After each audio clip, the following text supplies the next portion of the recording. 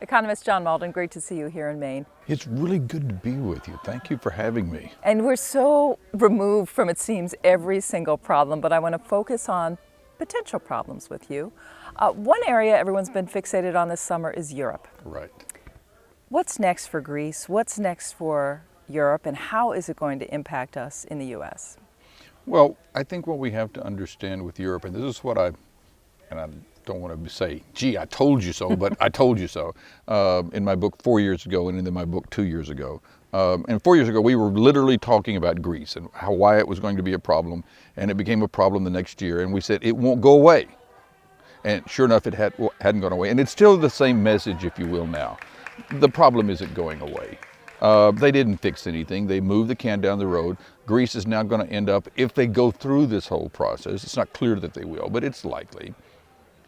Greece is going to owe another $80 billion and its GDP is going to shrink. So its debt to GDP is going to be even worse. They're borrowing money that they can't pay on top of money that they already can't pay. So it's going to be a crisis. And we'll have, oh my God, what are we going to do? And eventually Greece is going to have to leave the euro or restructure or do something because they can't pay that money. How does some order stay in Europe if we continue to see other problems, or doesn't it? We have to step back and look and remember that there has never been a monetary union in the history of the world that has stayed together, that hasn't fallen apart, such as the euro, without having a fiscal union. So unless the Eurozone can figure out how to become a fiscal union, which means that they're going to have to submit their budgets to Brussels. They're all going to have to do what the United States do. Our states balance their budget each year. Now, the federal government can run a deficit, but the states have to balance their budget. And if they don't balance their budgets, then, they don't get access to money. The government doesn't come in and take care of them like they're doing with Greece. So at some point, they're going to have a fiscal union. I think they actually do this, and I think they do this when France itself goes into a sovereign debt crisis. And France is not that far away from it. I mean, when you look at the charts and the numbers, France looks like Greece did a few years ago.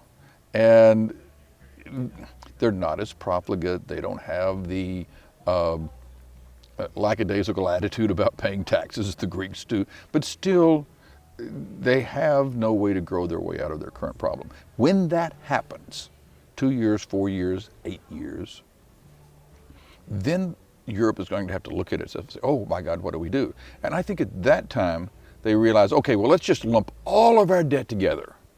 The whole thing, all kit and caboodle, little Portugal and Germany and everything, and we're going to put it into one big box, and we're going to get rid of everybody's sovereign debt and go back to zero by putting it on the books of this new European Union, and we'll fund it through the ECB. And we'll basically put the credit of everybody together on everybody. Now, from now on, you can't run a deficit.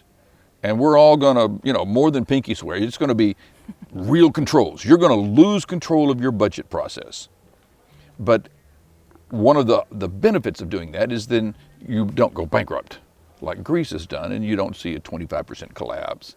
So I think when the big countries, France, Italy, Spain, when they're looking at that whole, and by the way, Italy's debt to GDP is where Greece's was 4 years ago. In fact, it's higher than where Greece's was 4 years ago when they went into their crisis. So it's all relative. Nothing can happen to Italy. Sure it can. Italy's been bankrupt a lot. There's been something like 66 different times that countries have gone bankrupt because they get way over their heads in debt and they can't service the debt. So I think in the long run, I think Europe becomes a fiscal union, and I think the euro comes out of it. But if somebody balks, if Italy balks, if France balks, if the Germans balk at giving up control of their budgets, then the euro will break apart. And do we end up with 2 or 3 euros? Do we end up with France and Italy going their own way? I don't know. That is one of those flip a lot of coins and figure out what happens. It's a true Monte Carlo scenario. John Mauldin, Some interesting conversation. Thank you so much. Thank you.